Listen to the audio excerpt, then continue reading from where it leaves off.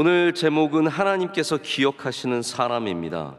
하나님께서 기억력이 약하셔서 선택적으로 누군가는 기억하시고 또 누군가는 기억하시지 않겠습니까? 하나님께서 기억력이 부족하셔서 누구는 까먹고 누구는 기억하시겠습니까? 원론적으로 말씀을 드리자면 하나님은 기억력으로 기억하시는 분은 아니십니다. 그렇다면 다른 무엇인가로 하나님께서 기억하시겠죠. 그것이 바로 감동입니다. 하나님은 감동으로 기억하십니다. 우리 사람들도 좀 그런 면이 있습니다. 점점 기억력이 약해지신다라는 분들도 계시겠지만 우리에게 감동이 된, 감동을 준 그러한 일들과 사람들은 잘 잊을 수가 없습니다. 의외로 성경에 하나님께서 기억하셨다라는 단어가 많이 나오지 않습니다. 우리가 하나님을 기억하라라는 말은 굉장히 많이 나옵니다. 그러나 하나님께서 기억하셨다라는 단어는, 그런 문장은 잘 나오지 않습니다. 한 대여섯 번밖에 나오지 않습니다. 그런데 제가 이 말씀들을 쭉 살펴보니까 어떠한 패턴들이 느껴집니다. 한번 예를 들어볼까요? 주로 창세기에 하나님께서 기억하셨다라는 말씀이 많이 나옵니다. 그 외에는 아주 드물게 오늘 고넬료에게 나오고 아주 성경에 잘 나오지 않는 말씀입니다. 창세기에서 먼저 하나님께서 방주 안에 있었던 노아를 기억하셨다라는 말씀이 나옵니다. 그리고 소돔과 고모라를 멸망시키실 때 아브라함을 기억하셔서 그 조카 롯을 구출해 내셨다라는 말씀이 나옵니다. 흥미로운 것은 라헬을 기억하셨습니다. 라헬을 기억하셨는데 라헬이 아이가 없었죠. 그래서 굉장히 슬펐고 괴로웠고 그런 기도의 제목을 갖고 있었던 것을 하나님께서 기억해 주셔서 라헬의 태문을 열어주셨다라는 말씀이 나옵니다. 또 흥미롭게도 사무엘의 어머니죠, 한나를 기억하셔서 역시 한나에게도 사무엘을 허락하시는 말씀이 나옵니다. 그리고 오늘 여기 고넬료가 등장합니다. 여러분, 그러니까 얼마나 기억하신다는 말씀이 아주 제한적으로 쓰여졌는지를 우리가 볼 수 있습니다. 근데 여기에서 어떠한 패턴이 여러분 느껴지십니까? 바로 기도하는 사람들, 경건한 사람들, 하나님 앞에 기도하고 경건의 모습을 가졌던 사람들을 하나님께서 기억하셨다라고 성경은 얘기하고 있습니다. 여러분, 누가 경건한 사람들입니까? 기도하는 사람들입니다. 어떤 특별한 기도의 제목 때문에 기도하는 것뿐만이 아니라 그의 삶이 기도로 이루어져 있을 때 우리는 그 사람들을 경건한 사람들이라고 부르고, 그 사람들이 하나님께 기억되는 사람들이라는 것이죠. 그래서 그러한 오늘 말씀에 나오듯이 경건이라는 것은 진실된 구제와 기도, 하나님께 상달되는 바로 그런 것들을 말하는데, 하나님 앞에 전달되고 도달하고 우리의 기도가 그렇게 될 때 하나님께서 우리를 기억하시고, 할렐루야, 우리에게 은혜를 베풀어 주시게 됩니다. 교회 다니면서 우리가 많이 듣는 단어 중에 하나가 경건이라는 생각을 갖습니다. 근데 이 경건이라는 단어가 성경에서 의외로 굉장히 다양한 단어로 번역이 되어 있습니다. 그래서 이 경건이라는 말씀의 이 단어의 정의에 대해서 제가 단 한 번에 한 말씀으로 여러분께 다 드리기는 굉장히 어렵습니다. 그러나 오늘 본문에 나오는 이 말씀을 통해서 오늘 하나님께서 기억하시는 경건이 무엇인지에 대해서 좀 말씀을 생각해 보기를 원합니다. 자, 여러분이 생각하시는 경건은 어떠한 것입니까? 대부분 우리가 경건이라는 단어를 떠올리면 조용하면서 낮은 목소리로 엄숙하게 기도하는 그런 모습들, 혹은 두 손을 모으고 조용히 앉아서 하나님께 기도하는 그런 엄숙함과 경건을 굉장히 잘 매칭시키는 것 같습니다. 그 모습도 경건의 일부분이죠. 그러나 그것이 경건의 전부는 절대로 아닙니다. 경건에 대해서 들어볼 만한 이야기 하나가 있습니다. 초대교회 시대에 이제 수도원, 사막 수도원이 이제 발전이 되면서 많은 사람들이 하나님과 더 가까워지기 위해서 수도원으로 들어갔습니다. 여기 안토니오라고 하는 구도자가 자신의 재산을 다 팔아서 가난한 자에게 싹 다 나눠주고 자기는 사막에 있는 굴 속으로 들어가서 고행하면서 기도하기 시작했습니다. 하루는 하나님이 이 하늘에서 소리를 들려주시는 거예요. 여러분, 이렇게 기도하다가 하나님의 소리를 들리면 얼마나 기쁘겠어요. 근데 이런 소리가 들립니다. 안토니오야, 네가 아무리 경건하게 살아가고자 하지만 알렉산드리아에서 헌신을 고치는 노임만 못하구나 라는 말씀이 들리는 거예요. 기가 막히죠. 자기는 전 재산을 팔아서 하나님께 기도하고 자신의 삶을 헌신하는데 저 알렉산드리아에서 헌신을 고치는 노인보다 못하다는 거예요. 그래서 이 사람이 박차고 나와서 이 노인을 찾아갑니다. 알렉산드리아로 가서 거기서 헌신을, 신을 고치는 노인을 물어 찾았더니 정말 그런 분이 있는 거예요. 한 성자가 찾아왔기 때문에 이 또 노인은 환영하며 이 사람을 맞습니다. 이 안토니오가 노인을 만나자 정말 단도직입적으로 물어봅니다. 당신은 어떻게 살아가고 있습니까? 어떻게 하나님께 나아가고 있습니까? 왜 하나님께서 저에게 그런 목소리를 들려주셨습니까? 라고 그렇게 가죠. 그랬더니 그 노인은 전혀 엉뚱한 대답을 합니다. 아니, 경건이 뭐예요? 아예 경건이란 말 자체를 몰라요. 저는 그냥 가난하기 때문에 신을 열심히 고쳐서 생활을 하고 저녁에는 하나님께 감사하기 때문에 가족들과 모여서 기도를 하고 아이들에게 하나님 사랑하고 공경하는 법을 틈틈이 가르칠 뿐입니다 라고 그렇게 얘기를 했다고 합니다. 근데 여러분, 그게 바로 어떻게 보면 가장 중요한 경건의 핵심입니다. 우리가 만나야 하는 경건이 무엇입니까? 그냥 엄숙하게 조용한 목소리로 그러한 자세로 기도하는 것만이 아니라 우리의 삶이, 할렐루야, 우리의 삶이 하나님께 온전히 드려질 때, 나의 일과 나의 기도와 나의 가정과 나의 삶이 주님께 온전히 드려질 때 그것이 바로 진정한 경건이라는 겁니다. 고넬료가 그냥 엄숙하게 기도해서 경건한 사람이 된 것이 아니라 그의 삶이, 그의 생각이, 그의 모든 것이 하나님을 경외하는 자세로 채워져 있었기 때문에 그가 경건했다는 말입니다.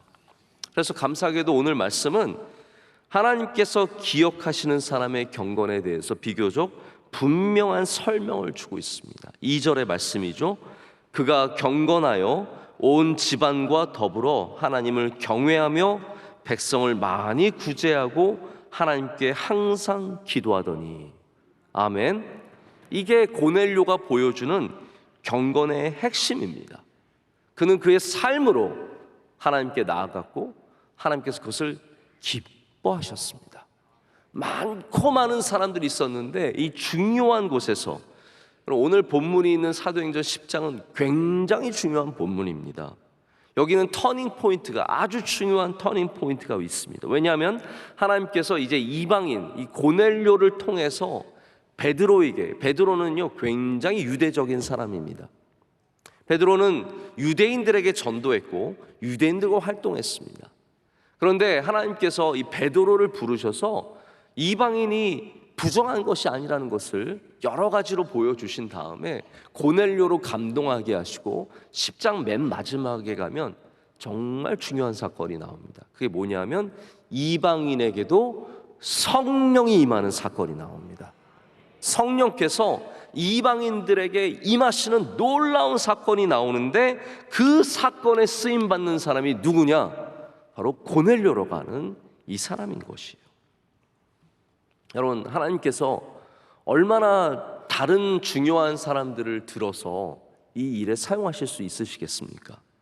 근데 제자들도 아니고 예루살렘 교회의 지도자도 아니고 어떤 유명한 구도자도 아니고 전혀 기대하지 않았던 이 이방인 백부장, 로마의 이달리아라고 하는 이 부대의 백부장인 고넬료를 택하셔서 하나님을 경외하는 것의 핵심을 우리 가운데 보여주십니다. 여러분, 그래서 성경은 절대로 순수 혈통주의가 없습니다. 여러분 꼭 아셔야 되는 게 있습니다. 우리가 보기에는 굉장히 혈통이 중요한 것 같지만 그 혈통이 중요하지만 그 안에를 들어보면 순수한 혈통이 없어요. 이 모든 게 하나님께서 잡다한 사람들을 다 데려다가 별거 아닌 사람들, 대단하지 않은 사람들, 심지어는 기생과 결혼 몇 번 했던 사람들, 이런 사람들을 데려다가 다 하나님의 나라의 귀한 일꾼으로 삼아주십니다. 고넬료도 마찬가지예요. 순수한 혈통으로서 하나님을 향한 경건을 보여주시는 것이 아니라 이 이방인을 통해서 하나님이 기억하시는 사람이 누구인지를 우리에게 보여주시는 겁니다. 여러분, 그래서 잘나고 부자이고 유명하고 이런 사람들을 통해서 우리가 꼭 하나님을 배우는 것이 아닙니다. 우리 주변에 아주 평범한 사람들, 대단치 않은 사람들, 심지어는 아프고 힘들어하는 사람들을 통해서도 우리가 하나님을 경외하는 것을 배우고 또한 우리가 스스로 겸손해져야 할 줄로 믿습니다. 그래서 하나님께서는 이 중요한 장면에 고넬료를 사용하셔서 경건한 사람이 하나님께 기억될 뿐만 아니라 더 나아가서는 하나님께 쓰임받는 사람인 것을 우리에게 보여주십니다. 노아가 그렇고 아브라함이 그렇습니다. 한나가 그렇습니다. 라헬이 그렇습니다. 고넬료가 그렇습니다. 기도하는 자들은 하나님께 기억될 뿐만 아니라 하나님께 쓰임받게 될 줄로 믿습니다. 고넬료는 이달리아 부대의 백부장이었다고 합니다. 장교죠. 로마에서 이 군인이라고 하는 직위는 굉장한 존경과 힘을 누릴 수 있는 아주 강력한 직분입니다. 제가 어렸을 때는, 제가 좀 젊었을 때는 시오노 나나미의 로마인 이야기라고 하는 책이 굉장히 인기가 있었어요. 저도 그 책을 몇십 권 나왔던 것 같은데 거의 처음부터 끝까지 다 읽었던 것 같습니다. 근데 거기 있는 자료들을 보면 로마 군대가 갖고 있는 힘을 볼 수 있는데, 보통 로마 군대 일반인들은 17세에서 37세까지 굉장히 긴 시간입니다. 거의 20여 년 되는 시간을 군인으로서 보내게 됩니다. 근데 그 중에 절반 정도는 죽었대요. 그러니까 군대 가서 살아서 나오는 건 기적인 거죠. 감사한 거죠. 근데 장교는 60세 정도까지 장교로 헌신을 하면서 지내게 되는데 굉장히 많은 부를 누리기도 하고 명예를 누리기도 합니다. 여기 성경에 나오는 이달리아, 우리가 생각하는 이탈리아랑 굉장히 비슷하지 않습니까? 이 이달리아라고 하는 부대는 연대급이에요. 자, 여자분들 군대를 안 다니신 분들은 연대가 고대 연대 이거밖에 모르시는데, 이제 이 연대는 그냥 어떻게 보면 사이즈라고 생각하시면 됩니다. 연대급인데 연대급에 한 4개 정도의 소부대가 있습니다. 그러면 이 고넬료가라는 백부장은 아마 그 4개의 소부대 중에 한 부대를 맡았다라고 생각하시면 될 것 같습니다. 자, 그런 장교가, 그런 군인이 경건하였다. 이거 여러분 좀 특별하지 않습니까? 왜냐하면 군은 예나 지금이나 신앙생활하기가 쉽지 않은 곳이에요. 우리 원로 목사님께서 군에 있을 때 신앙생활 많이 말씀해 주시잖아요. 왜 그 말씀을 자주 하십니까? 여러분, 군이 신앙생활하기가 어려운 곳이기 때문에 그래요. 거기서 믿음 지킨 사람들, 지금 대부분 여기 앉아서 신앙생활 잘하시는 분들 군에서 생활은 딱 입 닫고 있는 거예요. 거기서 어떻게 지내셨는지 우리는 알 수가 없어요. 진짜 군에서 신앙생활 잘하는 것은 쉽지 않은 일입니다. 우리 교회 젊은 집사님 중에서도 헬기 조종사로 근무하시는 분들도 계시고 대대장도 있고 젊은 분들 중에 믿음 좋은 분들이 많이 있어요. 그러나 군대의 문화 자체는 절대로 친기독교적이지 않습니다. 아주 세속적입니다. 그런데 그런 2000년 전의 로마의 군대는 어떠했겠습니까? 얼마나 더했겠습니까? 그러한 군에서 고넬료는 자신의 신앙과 믿음을 지켜나갑니다. 여러분, 우리가 착각하지 말아야 할 것 하나가 뭐냐면, 이 세상에 군대도 어렵지만 신앙생활하기 좋은 곳은 한 군데도 없다라는 사실을 알아야 합니다. 신앙생활하기 좋다, 나는 좀 더 신앙생활하기 좋은 곳으로 가야겠다, 이거 굉장히 큰 착각입니다. 이 세상에 어떤 곳도 여러분들이 신앙생활하기 좋게 만들어주는 곳은 없습니다. 심지어는 교회에서 일해도 경건하게 사는 건 아니에요. 심지어는 더 나아가서 목사가 된다고 다 믿음 생활 잘하고 경건한 것도 아닙니다. 왜냐하면 이건 삶이기 때문이에요. 목사가 설교도 잘할 수 있고 찬양도 잘할 수 있지만 삶으로 하나님께 나아가는 것은 여느 누구와 똑같이 굉장히 어려운 일입니다. 그래서 오늘 이 고넬료의 삶을 보면 이 사람이 이방인으로서 어떻게 그가 군인으로서 존경받게 되는 경건한 사람이 되는지가 참 신비한 겁니다. 제가 바라기는 여러분들이 어디를 가든지 어떠한 직업을 갖든지 거기서 주님의 경건을 이루어가며 살아가시길 축복합니다. 이 고넬료가 보여주는 경건의 특징 중에 하나는 열심이라고 하는 경건입니다. 오늘 이 본문의 말씀에 나오는 경건이라는 단어는 영어로는 devout이라고 되어 있습니다. 이게 devout은 뭐냐 하면 헌신되었다, 열심을 낸다, 그리고 독실하다라는 그런 표현입니다. 요즘에는 이게 이제 특별히 종교적인 의미에서 독실하다는 의미로 많이 쓰이지만 원래 뜻은 열심을 낸다라는 그런 뜻이, 헌신되었다라는 뜻이에요. 근데 성경에서 이 devout, 열심을 낸다라는 단어가 쓰이는 경우가 2번밖에 없습니다. 고넬료와 아나니아, 역시 사도행전에 나오는 사람이에요. 이 두 사람에게만 쓰입니다.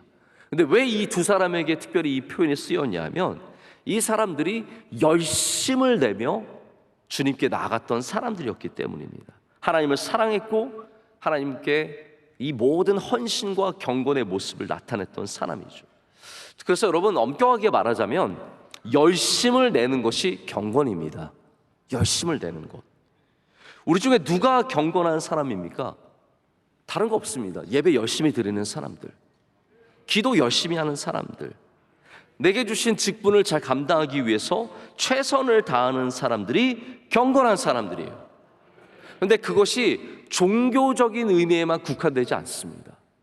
내가 하고 있는 모든 것들에 열심을 내야 그게 하나님 앞에서 진짜 경건한 사람이 되는 거예요. 직장에서도 그렇고 가정에서도 그렇습니다. 제가 군에 있으면서 저도 이제 군 생활 2년 2개월 했는데 제가 깨달았던 거는 군대에서 열심으로 살아가기가 참 힘들다는 거예요. 군대는 희한하게 굉장히 수동적이 됩니다. 한국 사람들은요, 군복만 입혀놓으면 수동적이 됩니다. 열심히 안 합니다. 시키는 것만 합니다. 시키면 옆으로 가라 그러면 가고, 와라 그러면 오고, 자라 그러면 자고, 일어나라 그러면 일어나고, 풀 뽑아라 그러면 가서 풀 뽑고, 총 쏴라 그러면 총 쏘고, 쏘지 말라 그러면 쏘지 않고.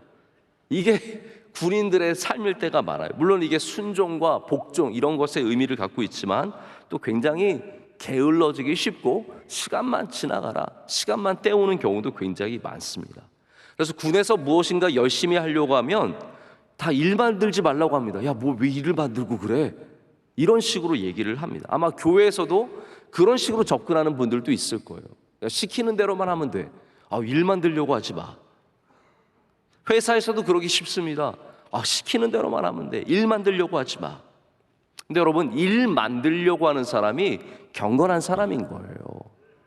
그게 하나님께서 기억하시는 사람이 되는 겁니다. 수동적으로 겨우겨우 따라가는 것만이 아니라는 거죠.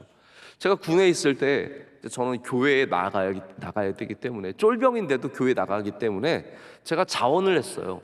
제가 저녁에 제 시간을, 보통 저희 때만 해도 아주 빡빡하게 살았거든요. 6시 일과가 끝나면 식사한 다음에 저희 쫄병들은 와서요, 엄청 청소해야 합니다. 바닥 다 물 뿌려가지고 치약으로 막 닦고요, 침상 위에 전부 다 또 치약이 여러분 군대에서 다 쓰여요. 모든 곳에 다 써요. 침상에 다 치약으로 닦고 막, 그러고 나서 잠깐 쉬는 시간이 한 30분, 1시간 주어지는데 저는 이제 교회 가야 하니까 제가 자원을 했어요. 일을 만든 거죠. 제가 머리를 자르겠습니다. 왜냐하면 군인들도 머리를 잘라야 되거든요. 누가 깍새라 그러거든요. 깍새? 네, 깍새가 있어야 돼요. 근데 아무도 안 하려고 그래요. 왜냐하면 이게 자기 시간을 내야 되는 거잖아요. 그래서 제가 깍새 하겠습니다. 그래서 배웠어요. 그래서 나중에 배워서 제가 잘 깎게 되었습니다. 그래서 휴가 나가는 사람 다 제 앞에 줄 섰어요. 예쁘게 나가려고. 그래서 제가 마음에 안 드는 사람 있으면 가끔 실수했습니다. 그래서 더 잘라주고, 사람들 길게 하고 나가고 싶은데 바짝 잘라줘서 내보내기도 하고, 재밌게 했습니다. 지금도 제가 그때 깍세 때 비운 기술로 저희 아들들은 제가 지금도 머리 잘라줍니다. 돈을 얼마나 아끼는지 모릅니다. 그거 몇 번만 잘라도 몇만 원 아끼고요. 죄송합니다. 하여튼 열심히 하는 거예요. 여러분, 사람이 열심히 하면 손해본다는 생각을 갖기가 참 쉽습니다. 다들 그냥 편하게 살아가는데 나도 좀 그렇게 살아가야지. 그러나 하나님은 그렇게 보시지 않는 거예요. 하나님은 열심히 하는 것을 반드시 기억해 주십니다. 왜냐하면 그것이 경건의 모습이기 때문이에요. 경건의 모습. 나 와서 자리만 때우고 있어야지. 여러분, 그런 사람들 하나님께 기억하신 바 되지 못합니다. 그러나 힘을 내어서 열심으로, 풀을 뽑아도 열심히 뽑고, 머리를 잘라줘도 열심히 잘라주고, 내게 맡겨주신 일들을 열심히 감당할 때 하나님께서 그 사람을 기뻐하시고 기억하게 되는 은혜를 주실 줄로 믿습니다.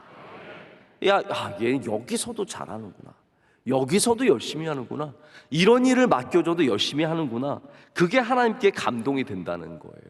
제가 우리나라 프로그램 중에서 요즘에는 볼 시간도 없고 기회도 없지만 생활의 달인 혹시 아십니까 여러분? 저는 생활의 달인 보면 기가 막힌 사람들이 나와요. 타이어를 굴려서 다 자기가 원하는 데 꼽습니다. 딱 굴리면 다다닥 가서 딱 떨어져요. 어떤 분은 면을 뽑아내는데요, 기가 막히게 뽑아냅니다. 이게 칼로 잘라내면 다다닥 하면 이게 다 다다다다닥 들어가요. 피자를 돌리는데 막 그럴 필요 없는데 막 서로 주고받고 막 돌려가지고 피자를 굽습니다. 얼마나 새 차를 기가 막히게 하고 애를 보는데요,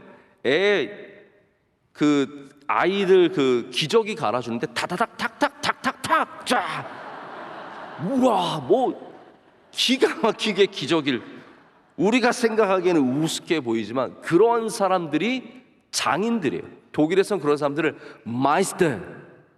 마이스터라고 불러주는 거예요.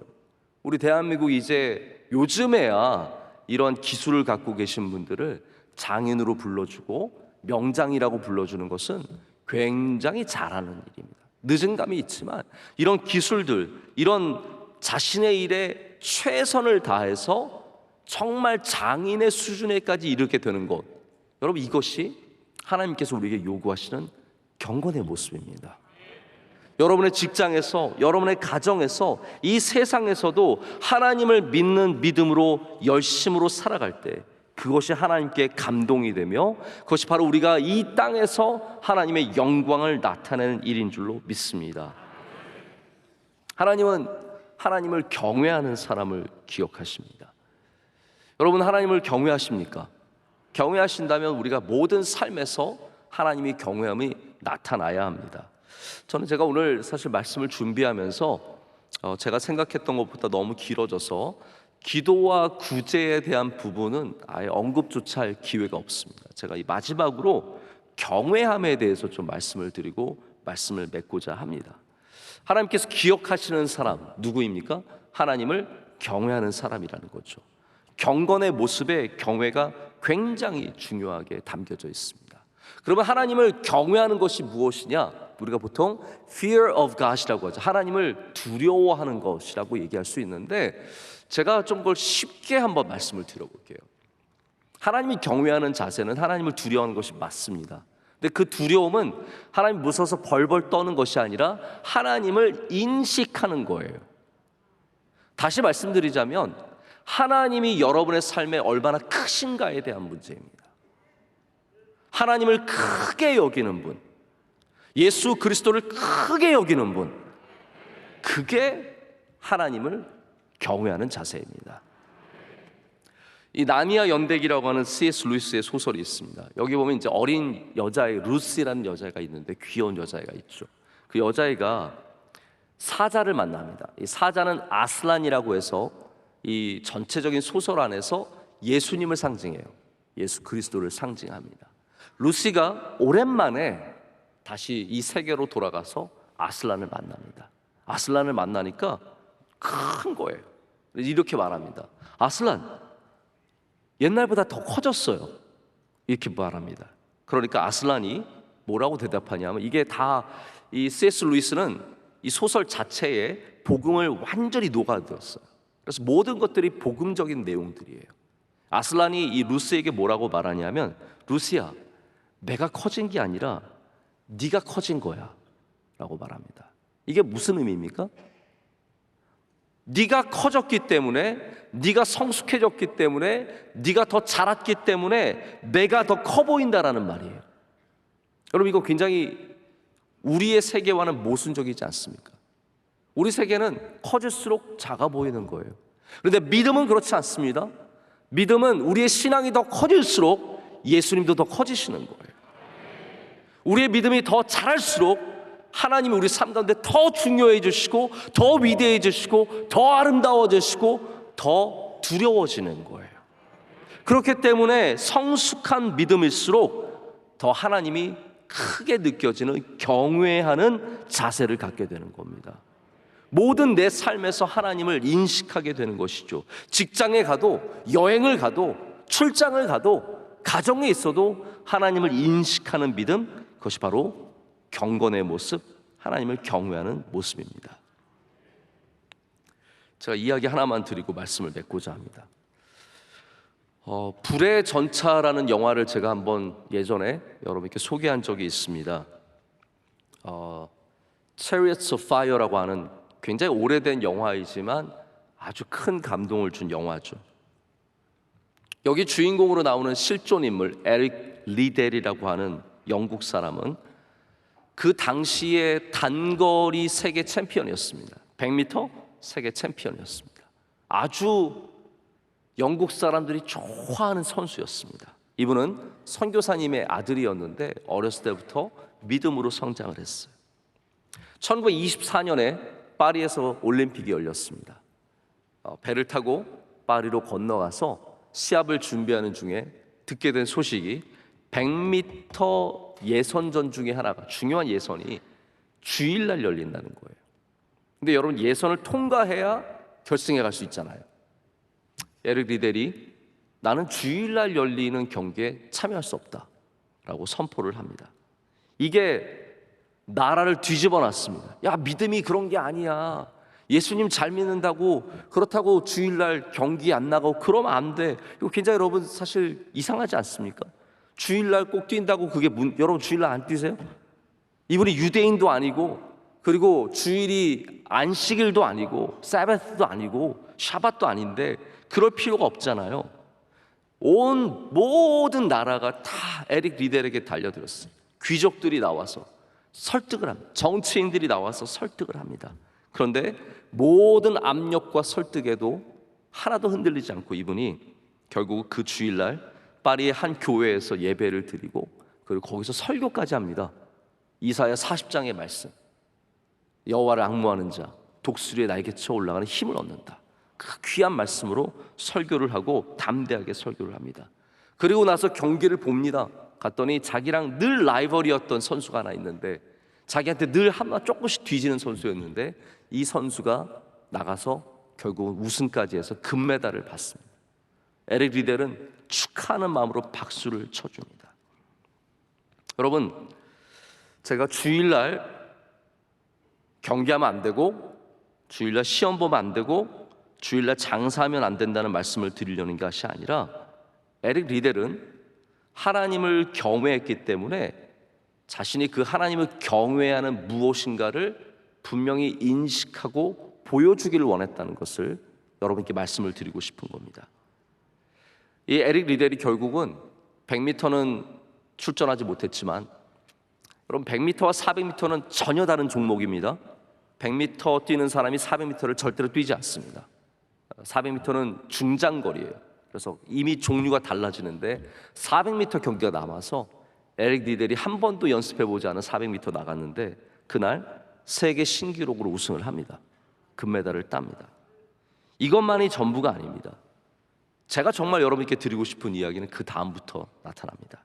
그가 금메달을 땄다, 우승했다, 이 얘기가 아니라 1925년 올림픽이 끝나고 그 다음 해에 이 에릭 리델이 중국의 선교사로 갑니다. 그리고 전쟁이 일어나자 수용소에 갇힙니다. 1945년 종전을 얼마 앞두지 않고 산동 수용소에서 그는 뇌종양으로 죽게 됩니다. 근데 거기서 그가 마지막 남긴 말이 뭐냐? 내 모든 것을 하나님께 맡깁니다 라고 인생을 마칩니다. 흥미로운 것은 이 에릭 리델이 수용소에서 어떻게 살았는지 아무도 모르는데 랭던 길키라고 하는 사람이 산동 수용소에 있으면서 살아가면서 거기에 있는 모든 일들을 기록해서 책으로 냈습니다. 거기에 에릭 리델의 이야기가 나옵니다. 근데 이 랭던 길키라는 사람이 별의별 사람들을 이 수용소에서 만났는데 단 한 명, 최고의 성자 같은 사람, 가장 아름답고 가장 복되고 가장 선하고 예수 그리스도가 가장 기억나게 하는 사람이 에릭 리델이었다는 거예요. 그곳에서 하나님을 경외하고 어려운 사람들을 돌보고 나의 것을 양보하고 섬기며 살아가다가 뇌종양으로 주님께 부름받아서 삶을 마칩니다. 경건이 무엇입니까? 주일날 안 뛴 게 경건이 아니에요, 여러분. 저는 그 얘기를 하고 싶은 게 아닙니다. 주일날 안 뛰는 것이 경건이다? 아닙니다. 그것은 경건의 모습의 일부분일 뿐이에요. 진짜 경건은 뭐냐면 죽을 때까지 하나님을 경외하는 마음으로 살아가는 것입니다. 내가 수용소에 있든지 군에 있든지 가정에 있든지 교회에 있든지 어디에 있든지 거기서 하나님의 영광을 드러내며 주님을 두려워하는 마음으로, 크신 주님을 생각하는 마음으로 섬기며 사랑하며 베풀며 살아가는 것이 그 삶이 진짜 경건의 삶이라는 것이죠. 여러분, 하나님께 기억되기를 원하십니까? 주일날 한번 뭐 한 것으로 기억되는 게 아닙니다. 우리의 삶이 주님을 경외하는 마음으로 나갈 때 여러분께서 하나님께 기억되는 삶이 될 줄로 믿습니다. 이 바로 고넬료의 경건이 그러한 모습을 하나님께 상달하여서 하나님께 기억하신 바 되었다라고 말씀을 적고 있습니다. 바리새인들이 경건하게 보이기 위해서 한 게 있다고 해요. 그게 뭐냐면 이마에 상처를 내는 거예요. 피를 나게 하는 거예요. 근데 이게 왜 그랬느냐? 말씀을 묵상하고 말씀에 빠져서 걷다 보면 어디 부딪힌다는 거예요. 어떤 사람이 한번 그랬겠죠. 누가 막 바리새인 한 명 왔는데 왜 이마에 피가 나? 왜요? 이마에 피가 나요. 왜 그래요? 아까 전에 말씀 묵상하고 가다가 올리브 나무에 부딪혔어요. 그래서 피가 나네요. 누가 보니까 그게 괜찮아 보이는 거예요. 그래서 다음 주에 그 사람도 막 피가 왜 그러세요? 말씀 묵상하고 기도하고 노다가 올리브 나무에 부딪혔어요. 그 다음부터는요 아예 집에서 피를 내고 나와요. 왜냐하면 그게 경건의 모습인 줄 알고, 이마에 피나는 사람들 다 경건한 사람인 거예요. 여러분, 그게 경건이 아니라는 겁니다.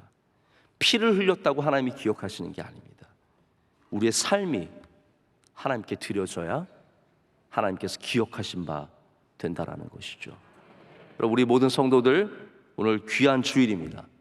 오늘 여러분의 삶이 오늘만이 아니라 내일도 모레도 영원토록 주님을 기억하고 주님께 드려지는 경건의 삶이 되시기를 축복합니다.